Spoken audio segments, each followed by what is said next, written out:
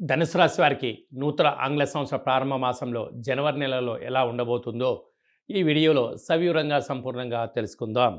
ధనుసు రాశిలో ఏ నక్షత్రాలు వస్తాయి అనగా మూలా నక్షత్రంలోని 4 పాదాలు, పూర్వాషాఢ నక్షత్రంలోని 4 పాదాలు, ఉత్తరాషాఢ నక్షత్రంలోని ఒక్కో పాదం కలిపితే ధనుసు రాశి అవ్వడం జరుగుతుంది. చాలామందికి పుట్టినటువంటి కాల సమయంలో డేటా ఆఫ్ బర్త్లు లేనటువంటి కారణం వలన పేరు యొక్క మొదటి అక్షరాన్ని అనుసరిస్తూ ఆ రాశిని తెలుసుకునే ప్రయత్నం చేద్దాం.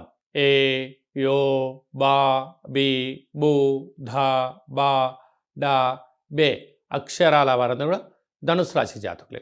ధనుసు రాశి యొక్క అధిపతి దేవగురు బృహస్పతి. ఈ ఆంగ్ల సంవత్సర ప్రారంభ కాల సమయంలో జనవరి నెలలో వీరికి రాశిలోనే రవి బుధ సంచార స్థితి ఉండడం వలన అనవసర ప్రయాణాలు, చీకులు, చింతలు, ఇబ్బందులు, ఆర్థిక సమస్యలు, అనారోగ్య సమస్యలు లేవనెత్తే పరిస్థితి ఉంటుంది. దయచేసి ఇంట్లో వాళ్ళతో కానీ, ప్రభుత్వ అధికారులతో కానీ, సహా ఉద్యోగస్తులతో కానీ వీళ్ళిద్దరు గొడవకు ఇది సరైన సమయం కాదు. మౌనం, ధ్యానం, ఏకాగ్రత, సహనము, సత్ప్రవర్తన, ఆరోగ్య సూత్రాలు, వేలకు తిండి, వేలకు నిద్ర అవసరమని చెప్పి కూడా గుర్తుపెట్టుకోగలగాలి. తృతీయంలో శుక్రుడు శని సంచార స్థితి ఉండడం వలన తల్లిదండ్రులకు, పిల్లలకు, గురువులకు, ఇంట్లో వారందరికీ సరైనటువంటి వస్తువులు, బంగారు ఆభరణాలు, షేర్లు, క్రయవిక్రయాలు యోగదాయకం. అర్ధాస్తమ రాహు. వీరు ఎంత కష్టపడి ఎదుగుతూ ఉంటారో అంతే శత్రువులు వీరిపైన దాడి చేయడం, మీ అవసరం ఉందంటే వాళ్ళు ఒక రకంగా ప్రవర్తించడం, నీ అవసరం దాటిపోయిన తర్వాత నీ తిరిగో ప్రవర్తించే విధానం చూసి మీరు ఎవరిని నమ్మాలనో ఎవరిని నమ్మకూడదో అర్థం కాని పరిస్థితి ఉంటుందని చెప్పి కూడా మీరు గమనించాలి.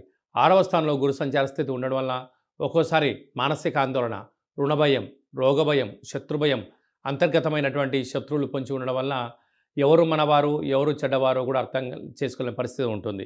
అలాగే అష్టమంలో కుజుడు మీ జన్మ నక్షత్రం రోజున, అలాగనే అష్టమి, పూర్ణిమ, అమావాస్య తిథులు ఎందున దూరావాయు జల ప్రయాణాలు పెట్టుకోవద్దు. నీటితో, నిప్పుతో, యంత్రాలతో, ఆయుధాలతో దయచేసి చెలగాట మాడవద్దు. ప్రమాదాలు పొంచి ఉన్నాయి, తస్మాత్ జాగ్రత్త. అలా రాజస్థాన్లో కేతు సంచార స్థితి ఉండడం వలన మీరు ఏం చేస్తున్నారు, ఏం చేయాలనుకుంటున్నారు, సాధించాలనుకుంటున్నారో మీకు క్లియర్గా అర్థమవుతుంది. మీ యొక్క భవిష్యత్తును అంచనా వేసుకొని ప్రయాణం చేయగలిగితే యోగదాయకం మీ సొంతం అని చెప్పి గమనించాలి. అలాగనే ఈ వీడియో మీరు చూస్తున్నారు అన్నట్లయితే కాళభైరవ స్వామి స్మరణ చేసే సమయం ఆసన్నమైంది. కాళభైరవ స్వామి వారి యొక్క మంత్ర జపము, కూష్మాండ దీపము, ముడుపు కట్టే సమయం ఆసన్నమైందని చెప్పి గుర్తు పెట్టుకోగలగాలి. అంటే ఇన్ని లక్షల వీడియోలో ఈ వీడియో మీరు చూస్తున్నారు అన్నట్లయితేనే స్వామివారి యొక్క ఆశీస్సులు, స్వామివారి యొక్క సేవ, స్వామివారి యొక్క శక్తి మీకు కావాలని గుర్తుపెట్టుకోగలగాలి. ఎవరైతే స్వామివారి స్మరణ చేస్తారో కలియుగ కాలంలో నరదృష్టిని, శత్రు ప్రభావాలని, యంత్ర మంత్ర తంత్ర తాంత్రికపరమైన దోషాలు తొలగిపోతాయని చెప్పి గమనించాలి. కనుక కాళభైరవ స్వామి స్మరణ చేద్దాం. ఐశ్వర్యానికి స్వాగతం పలుకుదాం.